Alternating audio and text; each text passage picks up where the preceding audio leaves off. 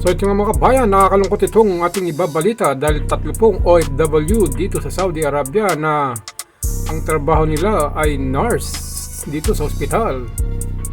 Sila po ay nabiktima ng hit and run. Isa po sa kanila ay hindi pinalad mabuhay at namatay po. Watch po natin ang mga balitang ito. 3 Filipina nurse sa Tabuk, Saudi Arabia ang nabiktima ng hit and run nitong nakaraang January 31, 2026. 2 sa mga ito ang sugatan kung saan inilipat sa Riyadh ang isa pa para maoperahan habang kumpirmado namang nasawi ang isa pa nilang kasama. Ayon sa Department of Migrant Workers, agad na pinuntahan ang mga ito ng mga tauhan mula sa Migrant Workers Office sa Jeddah para masigurong na kukuha ang tamang gamutan at tulong para sa mga biktima. Inaasikaso na rin ng DMW ang repatriation o agarang pagpapauwi sa bangkay ng namayapang overseas Filipino workers o OFW. Samantala, tiniyak naman ng DMW na binabantayan ang kalagayan ng mga sugatang nurse at patuloy na bibigyan ng tulong hindi lamang ang mga biktima kundi maging ang kanilang mga pamilya dito sa Pilipinas. Kamakailan lang, 7 buwan lang din nakakalipas dito sa Saudi Arabia. Dahil isa rin pong kababayan nating Pinoy na nabiktima rin po ng hit and run rito sa Saudi Arabia na hindi po nakaligtas at namatay din po siya. Mga kababayan, watch po natin ang mga balitang ito. Dadalamhati ng kanyang pamilya ang isang OFW na natagpuang patay sa disyerto sa Saudi Arabia. Hit and run ang itinuturo ng mga otoridad na sanhi ng kanyang pagkamatay pero palaisipan daw sa mga naulila kung bakit ito nawawala ng pera, cellphone at alakas. Nakatutok si Jonathan Andal. Exclusive!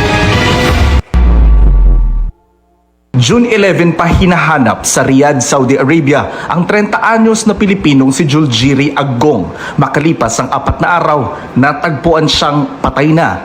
Gin-hold up daw, tapos pinapunta sa desierto. So, tapos isang kwento, nasagasaan lang daw, hindi daw gin-hold up. Sabi ko, pag hindi hin-hold up, nasaan yung gamit niya? Cellphone niya, pera niya, at saka ginto na ipapadala sana sa nanay niya. Batay sa report ng Saudi authorities na ipinasa sa Pilipinas, hindi hin-hold up si Aggong. Na-hit and run siya ng kotse, no? So, and that caused fatal injuries. Yung reported incident is June 11, approximately around 12:31 p.m. habang tumatawid sa King Salman eastbound road at a non-designated pedestrian crossing. The vehicle was identified, the plate number was identified, including the concerned driver of the vehicle. Sinisika pa ng Overseas Workers Welfare Administration o OWA na makakuha ng kopya ng CCTV ng insidente. Meron na rin itong abogado sa Riyadh na tutulong sa kaso. Justisya lang po. Yan lang po yung paniwagan namin. We stand ready to pursue yung kaso and makamit yung hustisya. The Saudi police are investigating the case if there's possible foul play. Panganay sa magkakapatid si Aggong, taga Hulo, Sulu. Kalahating taon pa lang siya sa Riyadh bilang office and facility cleaning laborer. Napakabuti ng bata na yan. Pangarap niya talaga makapunta dyan. Patulong na din sa mga kapatid niya. Nagdesisyon na ang pamilyang ipalilibing doon sa Riyadh si Aggong, alinsunod sa Muslim tradition na ihimlay agad ang isang pumanaw. Nangako naman ang gobyerno ng financial assistance at ibang tulong sa pamilya ni Aggong. Nakakalungkot pong isipin mga kabayan ang mga pangyayaring ito dito sa Saudi Arabia sa ating mga kabayan. Dahil nag-abroad nga po tayo para sa ating pamilya. Ngunit sila po ang magiging laman ng mga balikbayang box. At wala nga po talagang kasiguraduhan sa ating buhay. Kaya mga kabayan, sana po lagi po tayong active OWA at mas maigi po kung meron po tayong mga insurance para po hindi maging kawawa ang ating may iwang mga pamilya. Lalo na kung meron pa po tayong maliliit na anak na naiwan sa bansang Pilipinas.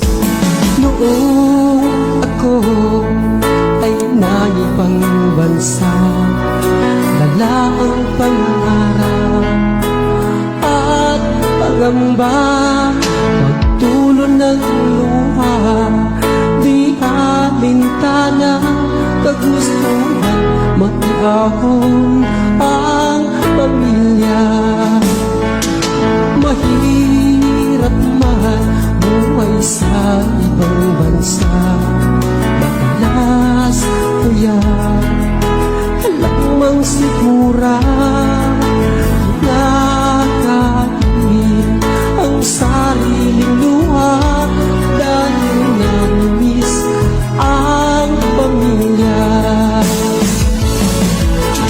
Kung ikaw ay mangibang noong ako ay nangibang bansa, lala ang pangarap at pagamba, pagtulo ng luha, di alintana, kagustuhan, maiahon ang pamilya.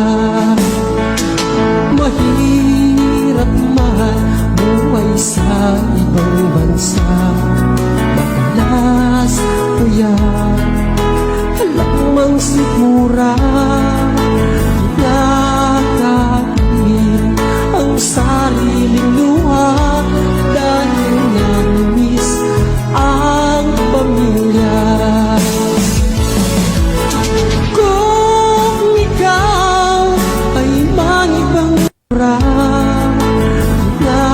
nakakabili ang sariling luha dahil namimiss ang pamilya.